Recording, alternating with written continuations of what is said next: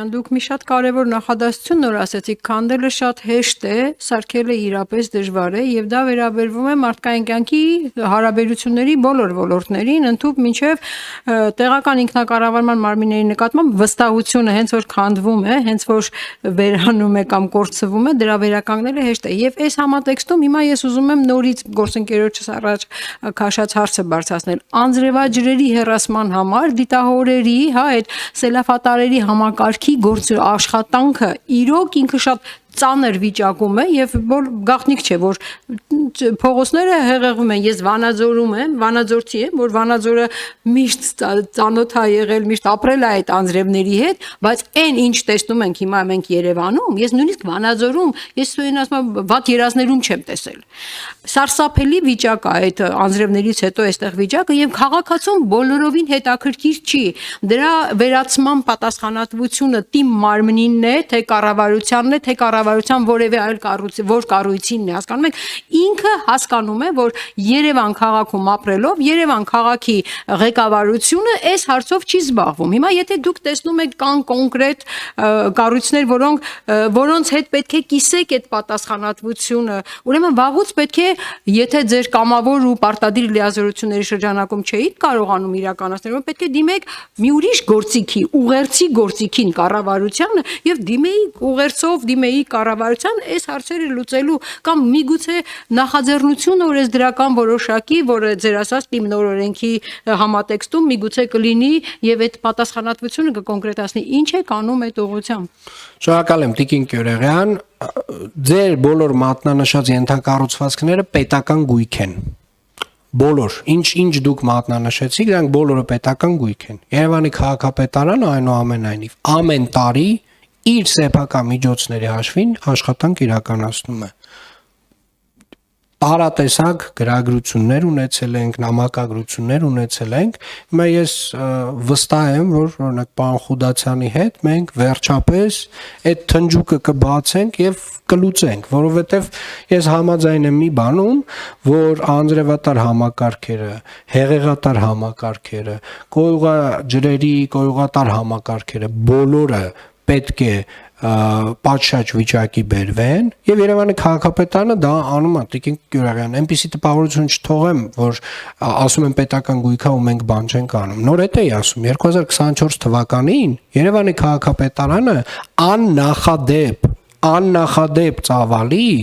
կոյուղատար համակարգ է ստեղծել քաղաքում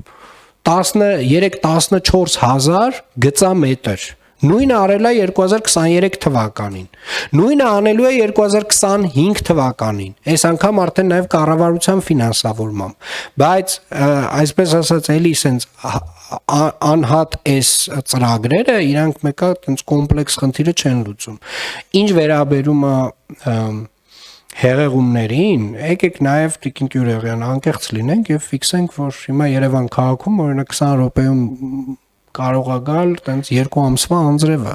եւ այս անոմալ վիճակ է այսինքն կլիմայական փոփոխություններով է պայմանավորված շատ քաղաքներ կան որ այսինքն իմաստ չունի այդ ծավալի անձրևատար եւ հեղեղատար համակարգեր ստեղծել որովհետեւ այդ մի անգամ այդ անոմալը որ եկավ, այսինքն պետք է համակերպվես դրա հետ եւ ինչ որ այլ լուծումներ փնտրես, որովհետեւ այդ ենթակառուցվածքի վրա այդ աստիճան գումար ծախսելը արդեն շատ մեծ գումարների մասին խոսքը գնա։ Բայց այն ինչ վերաբերում է որ այդ համակարգերը ունեն արդիականացման, հիմնանորոգման, նորերի ստեղծման խնդիր, ես ձեզ հետ միանշանակ համաձայն եմ եւ ես հուսով եմ կրկին իմ գործընկերները ինձ լսում են, ես ոնց որ թե ամեն տարի խոսում եմ դրա մասին, բայց հարգելի գործընկերներ, եկեք հասկանանք ինչ ենք անում։